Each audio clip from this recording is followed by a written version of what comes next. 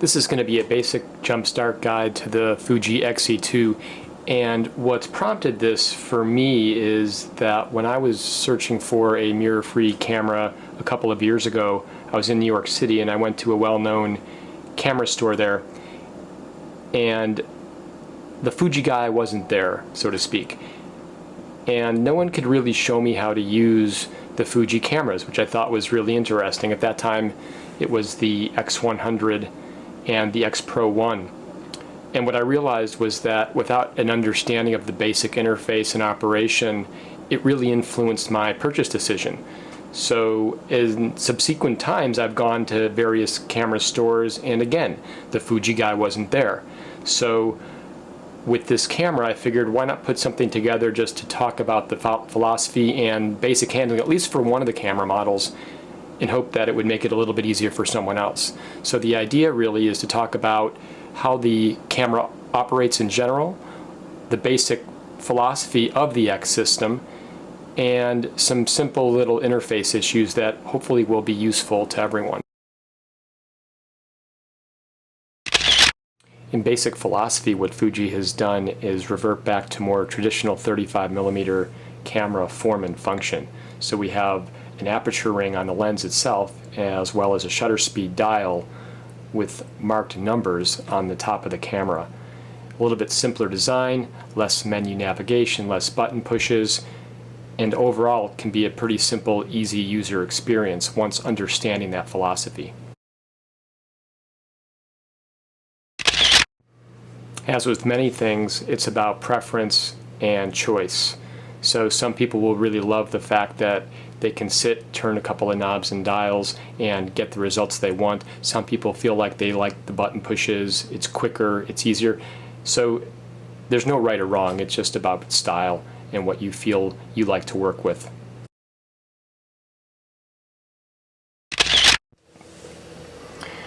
Since the philosophy of the X-System uses physical controls for key operations, we'll begin with those.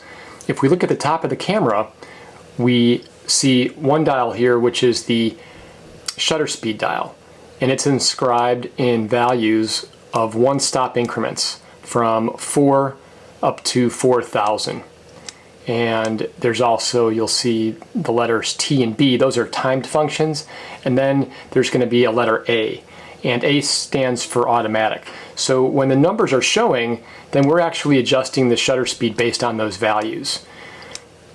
To get around the fact that we only have stop increments, on the back of the camera there's a little wheel called a command dial, and if we turn that, we can get 1/3 stop increments in between each of those whole values, those full stop values. So that's how we would make changes to the shutter speed, either with initially the main dial, and then for small changes we use the command dial.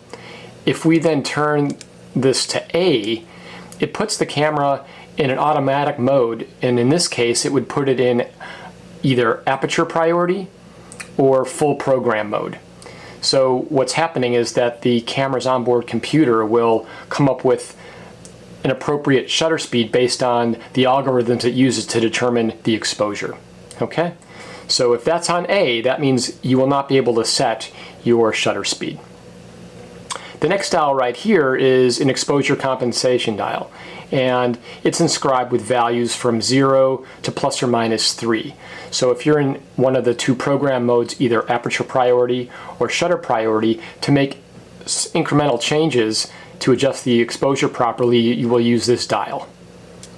The next we have the on-off switch, pretty basic, simple design, and then embedded within that we have the shutter release, which is right here, and that's a conventional shutter release, and it's a threaded design, so if you have an old cable it will actually screw into that and work.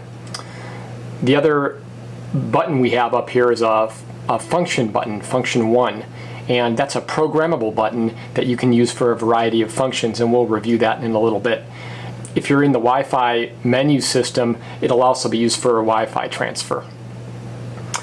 We have a hot shoe on top, so if you use an external flash, that's where you would put that. And then there's a little box right here, and there's a button behind it, and if you press that, it'll activate that, and that's just the camera's little onboard flash.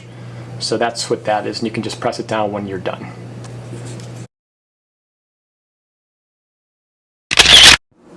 Let's now look at the front of the camera. And on the lens barrel itself, we're going to see on the top here a switch. And we have two options. We have either a circular icon, which is representing an aperture, and we have the letter A. The letter A corresponds to automatic, similar to what we found on the shutter speed dial. So if you want an automatic mode for aperture, we would make that selection and put that on A.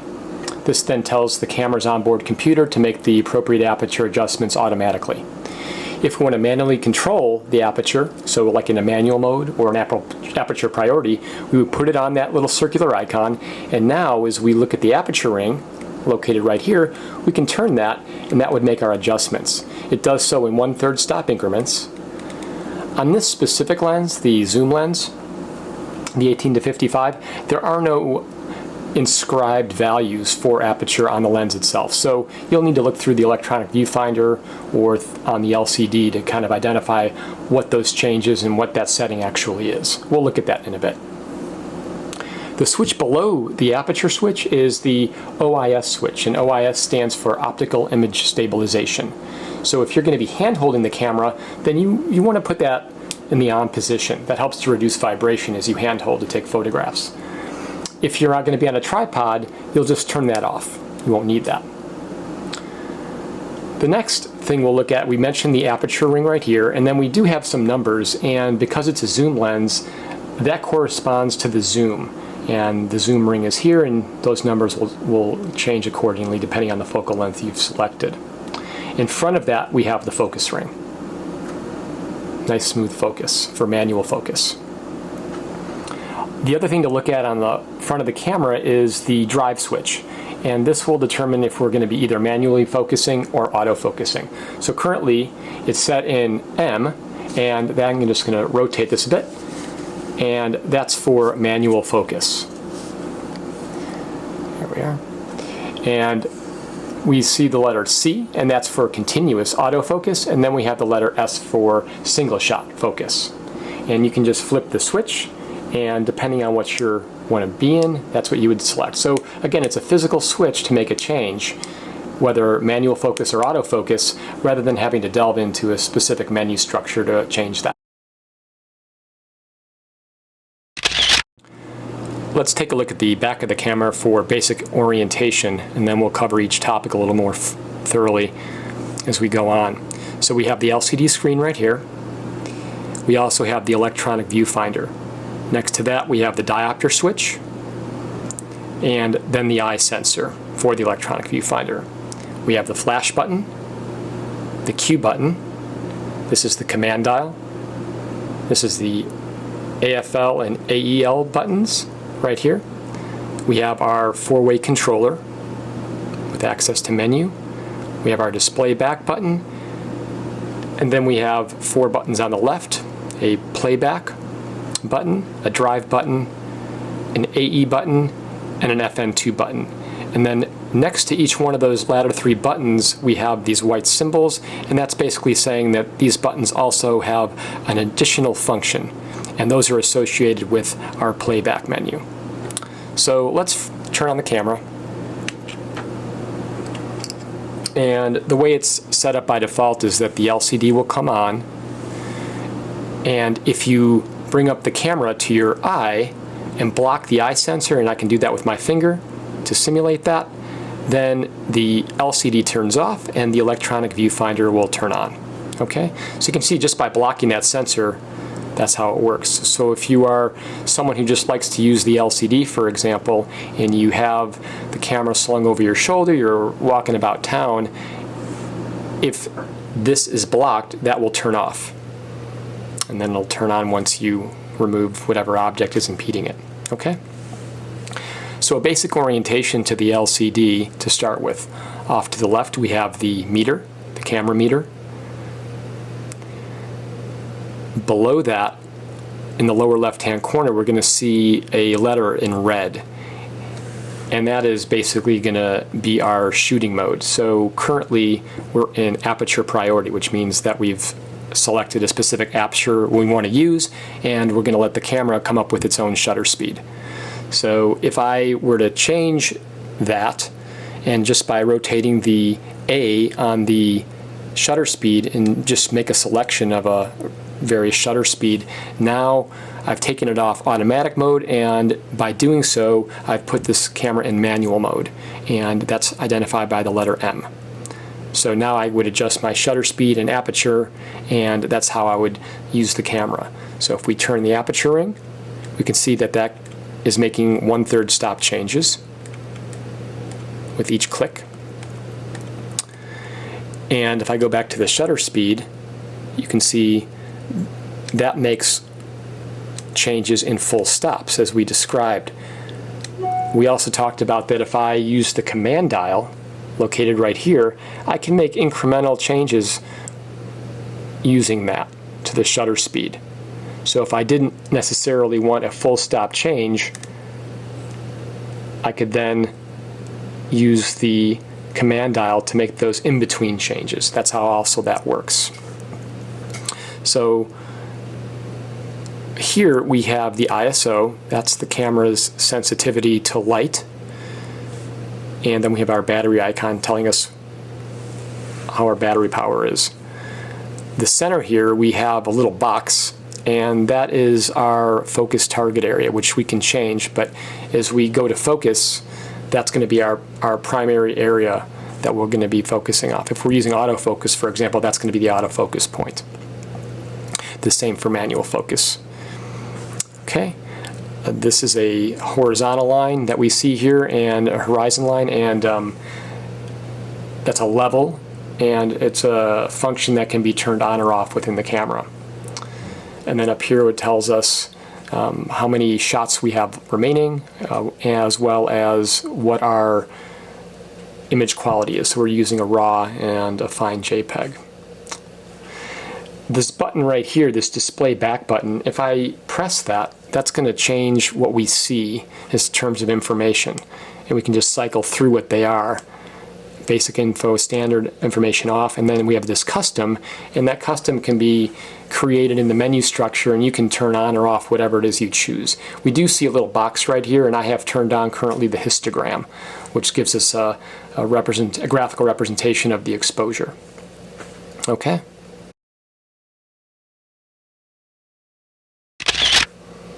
I've taken off the lens cap so we can get a better idea of how the exposure meter is actually working. So if I just start making some adjustments using the shutter speed, we can see the screen's getting brighter, and the meter is making some changes in terms of exposure, and actually the histogram is telling us we're adding light as well.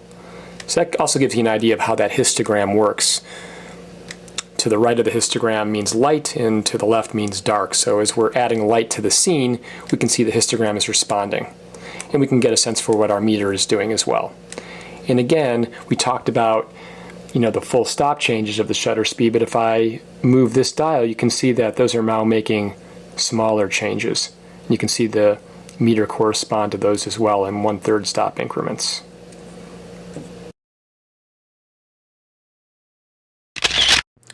Next, we'll look at the four-way controller, the thumb pad located right here. This will be a navigational tool for both menu structure as well as working around the images you'll see. We also have direct access buttons. So on top here we have the macro, and that allows me to select macro function. If I select macro function, that allows me to close focus on items. That's how Fuji's work. So if you want to do close focus, you go to macro, you would set that, and then when it's set, you'll see a little icon at the upper left saying, oh, that's in macro mode. And then to turn that off, you click the button again, you hit off, hit OK, and then you're good to go. The AF button here, that will activate your target area. So you hit that.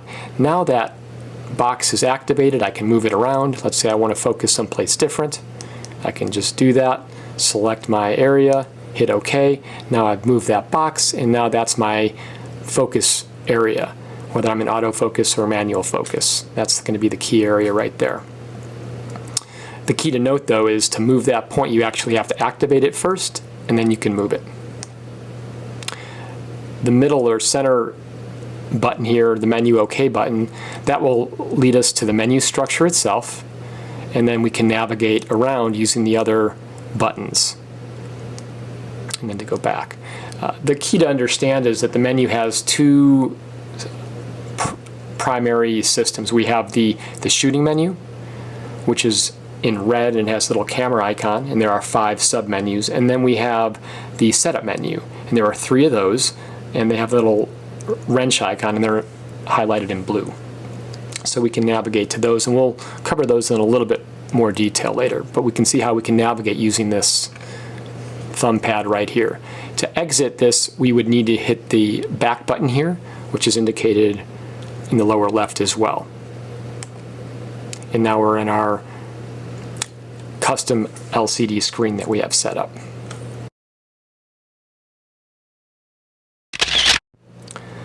Let's look at the 4 buttons on the left side of the camera back. The top one is the playback button. So if we want to review an image we've just taken, we can hit that, and that brings up the image. We can zoom in using this key, the plus symbol next to it, and that will zoom in. If we want to zoom out, we hit this key here with the minus. And let's say we want to move around, check what that image really looks like. We can use the thumb pad to move around the image like that. If we've taken a bunch of different images and we kind of want to cycle through to see what we have, we can just do that again with using the thumb pad. And let's just say I find an image and I want to delete it. I don't like it. We have this button here, the FN2 button, which has the trash can. We can select that, and we want to erase that single frame. We just hit OK, and it asks us again to confirm that, and we say sure. And then it says, hey, do you want to erase this? And if you do, fine. If not, then you go hit this back button, and you're in the main screen again. And then to go back to the LCD screen, the start up there, you just hit that, and you're good to go. Start taking pictures again. The next button down is the drive button, and by default it's set at still image, which is the top camera icon here. That means if I press this down, I'll just take one picture, and even if I hold this button down, one picture will be taken. But if I'm in a situation and I like to take multiple pictures quickly in a row, then I can move down here to what they call the burst mode, and I have a couple different options, either high or low. Fuji says that low is up to 3 frames per second and high is up to 7 frames per second. And this is based on the image quality you have set. So it may vary. But if we want that, we select that. And now we see here we have an icon with the H. That lets us know that we are taking a rapid succession of images. If we hold the shutter down, you can kind of see that that's what it's doing. And it's storing. And you'll see this light here that'll come on, and that lets us know that the camera is writing those images to the card.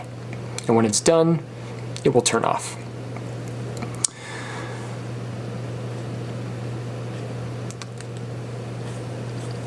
The next button in the list is auto exposure bracket. And if we set up the shot and we see that we have some light and dark areas, we're just not sure which exposure to use, we might want to say let's take a shot above and a shot below what that exposure is. And here we can do that with the bracket function. So it's in third stop increments. We can go plus or minus 1/3, plus or minus 2/3, or up to plus or minus 1 stop. And if we set that, we hit OK. Now we have this icon showing, which is the multiple exposures, and when we press this down, the nice thing is it'll shoot 3 shots in rapid succession. So that way you just have to press it once and all 3 exposures will happen at that time. If we go down here, the next one we have ADV, Advanced, and this is a couple different options, one for multiple exposure and one for panorama. So a little bit more creative. These functions are JPEG supported only. So if you are someone who exclusively shoots RAW, you won't get a RAW image, you'll get a JPEG image. Just something to note. Below that we have the advanced filter, and this is similar to what Instagram might do, in that it's going to apply various colors, or it might apply various different frames or focuses.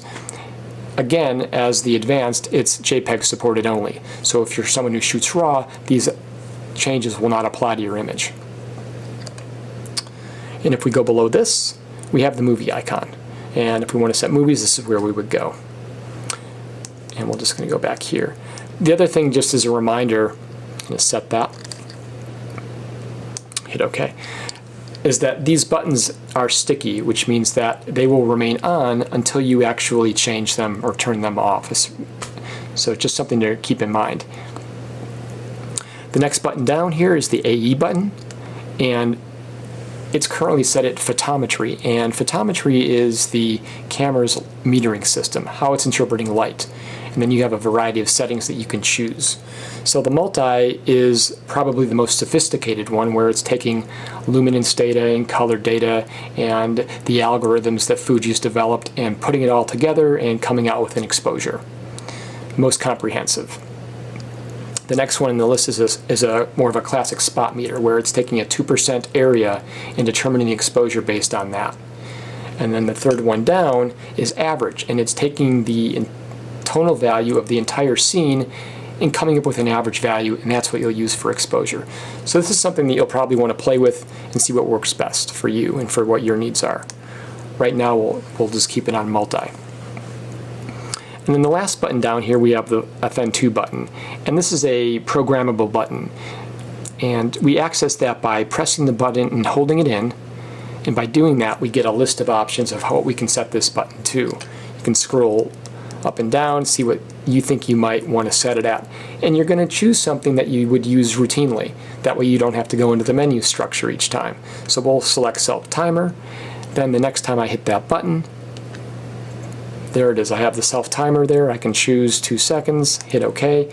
I have the little icon there that says, you know, I'll have a 2-second delay. I press the button, it'll count down, and then it'll take the picture. And it's recording. And as mentioned before, it's a sticky button, so the timer will stay on unless you actually just turn it off. There you go.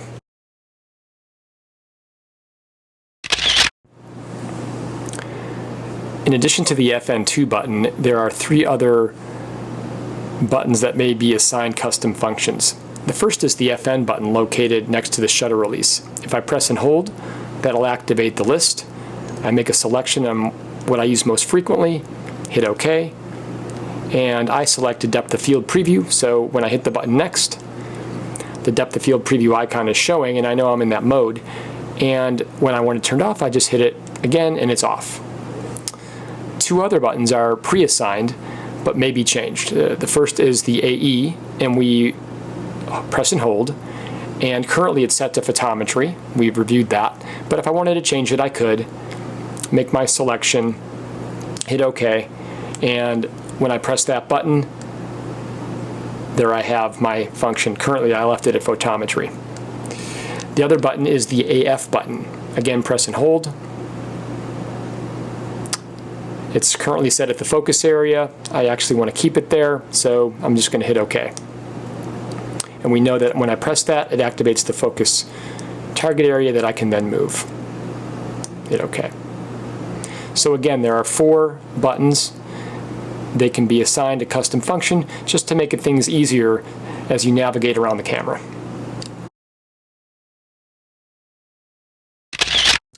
Moving along, we've talked about the flash icon, and that's for the built-in flash. The next is the Q button, or Q menu. And this will bring up a list of some basic things that you can change easily and readily.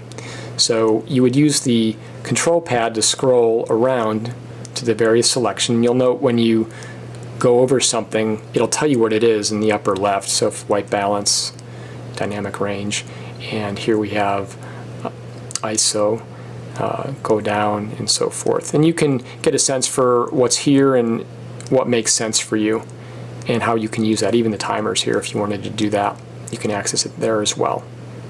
And then to make adjustments while you're in here, you would use the command dial. So if I want to change that, I can just turn the command dial and that changes it. And then I can just leave it and hit the Q again, and I can exit that menu.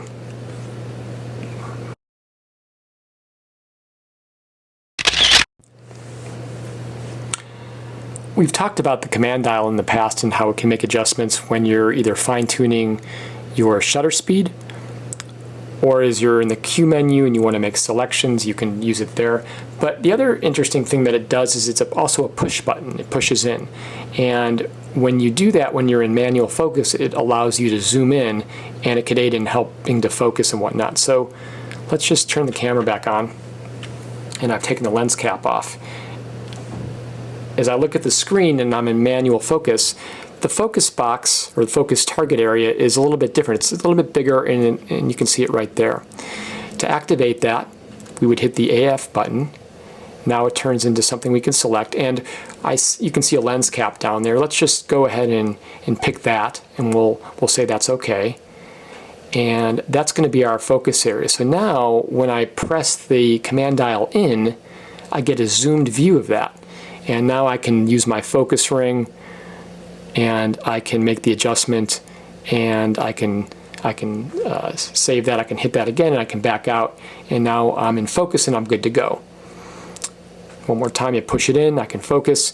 You might say, oh wow, why does that look red around there? Why have focus peaking on? So that's what's showing up. And I'm in focus, and I hit back, and again, another function of the command dial is that press zoom in feature, which is a nice thing to do when you're manually focusing to help assist you.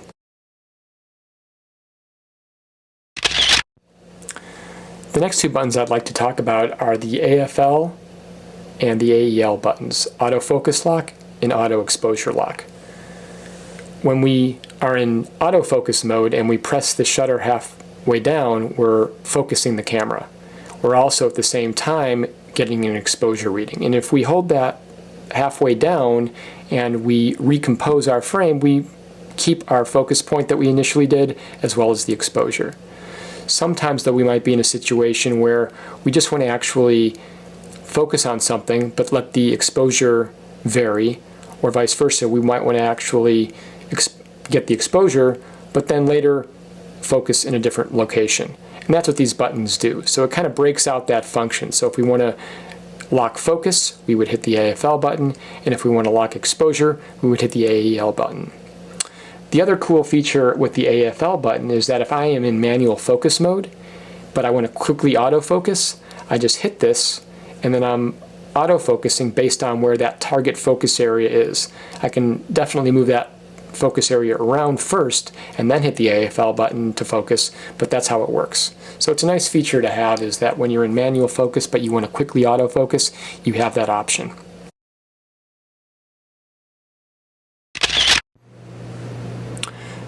I wanted to talk about the diopter adjustment located to the left of the electronic viewfinder. If you're someone who wears eyeglasses, perhaps maybe there's multiple people who use your camera, they might even wear glasses, then as you go to focus and you look through the viewfinder, it may never really achieve true sharpness. And it could just be that that needs to be adjusted. So, for example, if I am in autofocus and let's just say I want to focus on this lens cap here, I've moved my target area down, I hit the shutter button halfway down, and when I'm in focus, there's a little green dot that appears to say, hey, you're in focus, I have focus lock. And you do that and you're looking through the viewfinder as this is happening and it's not in focus, then just adjust this wheel, and what you're going to find is that by doing that you can fine-tune the focus. So if you're always like unsure, something never really looks completely sharp, it could just be that that diopter needs to be adjusted.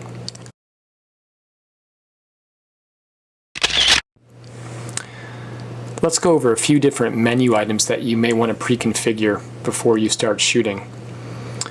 For the most part, these will remain. You won't have to reset them. However, if you do firmware updates, what the camera will do is revert back to its default settings, and any customization will be lost. So you may have to actually reset these when you do that. But once set, they'll stay. So we'll access the menu. We start out in the shooting menu, but we're going to back out of that and go down to setup menu number 1, and just to set the date and time accordingly. Pretty straightforward. Just keep in mind that with the hour you'll want to select AM or PM appropriately, and then we'll hit OK and we'll do that. The next thing in this menu that you might want to consider is the silent mode.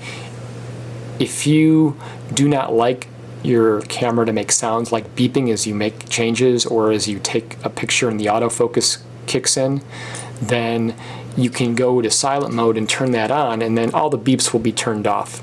If you don't care about the beeps, then you can keep silent mode off, but I have it actually set to on. Next, let's go to setup 2, and here we'll want to look at color space. By default, the camera is in sRGB, and if you're someone who only takes JPEGs, you only ever use your photos for the web, then sRGB may be just fine.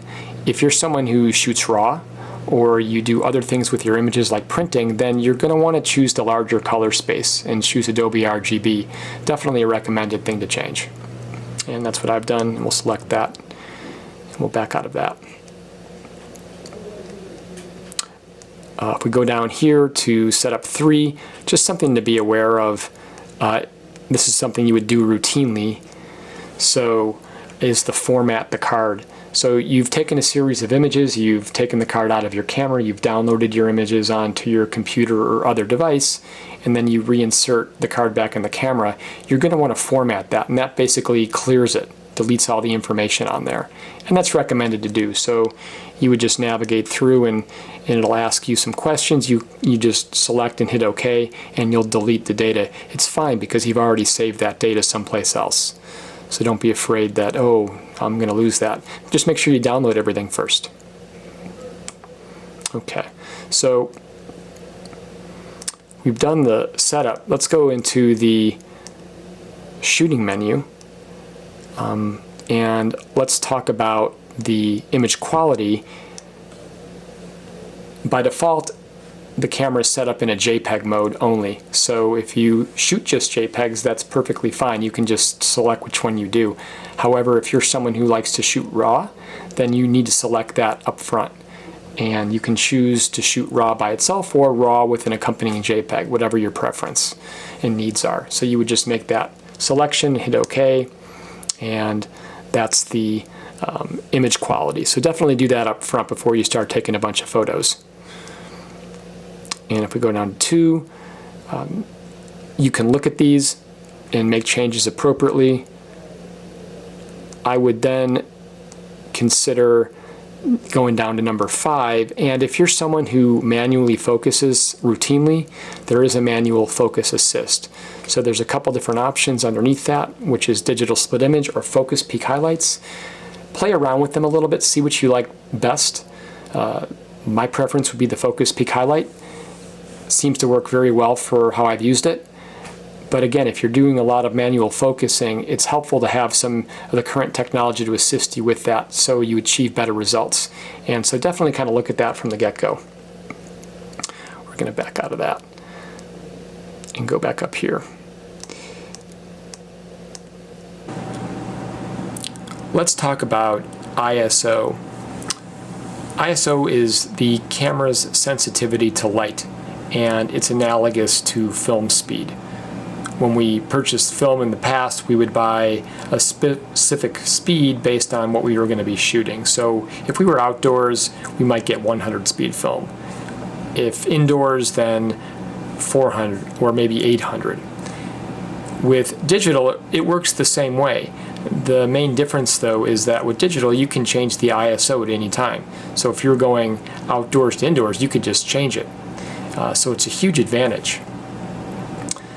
What auto ISO does, a function now on most digital cameras, is that you can set that and the camera will automatically change the ISO accordingly.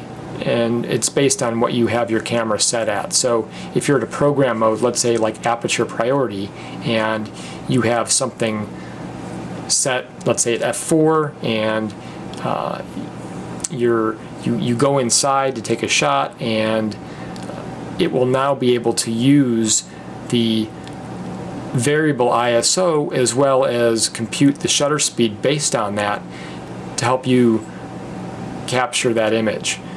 And like I said, you could potentially adjust this on your own. And in some cases you may choose to do so, but it's nice to have the option that things can be done automatically as well. So Auto ISO is a nice feature to use. You can set it up in the menu and select it, and it's going to ask for some basic parameters to work by. So by default, the lowest sensitivity that the camera can be set at is 200. So we choose that as the default sensitivity. And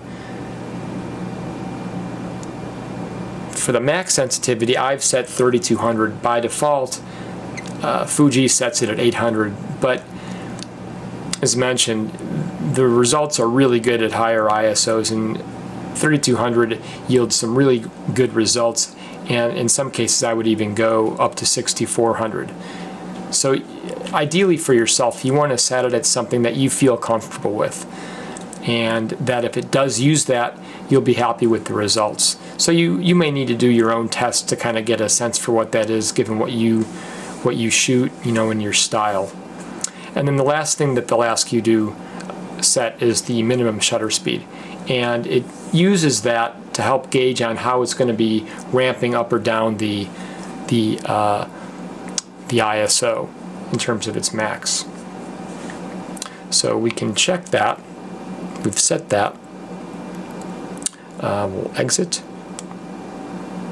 there, and we can go into the Q menu, and we can see, yeah, we've got our auto ISO. That's what's set, and that's good to go. Turn that off. If we give a more specific example of how this might work, that might be useful, is let's just say you're out, it's at dusk, you're in the garden, and you have some really beautiful flowers, the light's soft, it's pretty, there's just not a lot of it. You just have your camera, you don't have a tripod, and you want to try and get this shot. You're using this camera with this lens, you're in macro mode, and you're zoomed in all the way because you want to get a close-up shot. So the lowest aperture you can use is f4.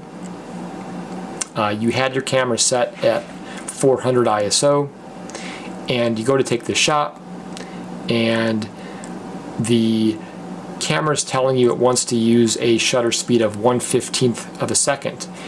And given that you're macro, you try and take it several times, and it just keeps coming out a little bit blurry.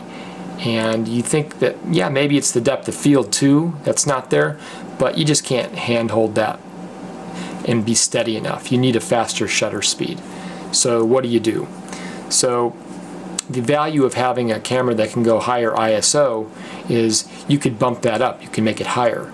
And if you were at 1/15th, you're pretty confident that if at 1/60th or at 1/25th, you could do that successfully. So you'll first try maybe at 1/60th. Well, that's 2 stops up from 1/15th. So what you do with your ISO, if you were at 400, you then go to 1600, and you try and take the shot again, and you find that, wow, I've lost that blur, but the depth of field is still a little bit off.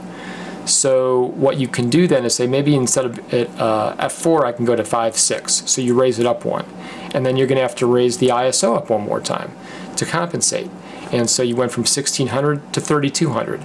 Now you take the shot again, and you're steady.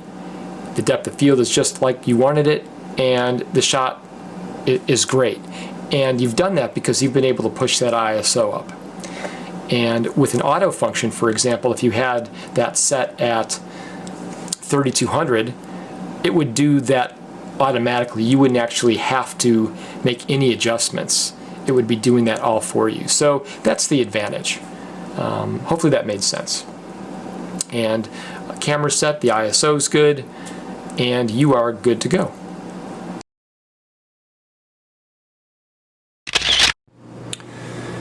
Just a reminder that if you're a little bit unclear about the ISO and the auto function, or ISO in general, as well as some of the other modes that we've discussed, like aperture priority or shutter priority or manual mode in which to use, or autofocus, then refer to a good tutorial, whether it be some of the great texts that are out there, or there's a bunch of great videos out there that just talk about basic photography and the like, so you can refer to them and get a whole wealth of information.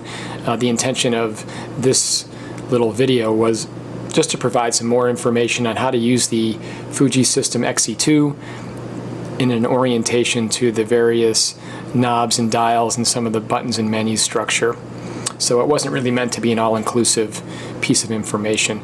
Definitely go to the Fuji manual, look at some of the different custom functions or some of the other menu items that you might find that are useful to your needs.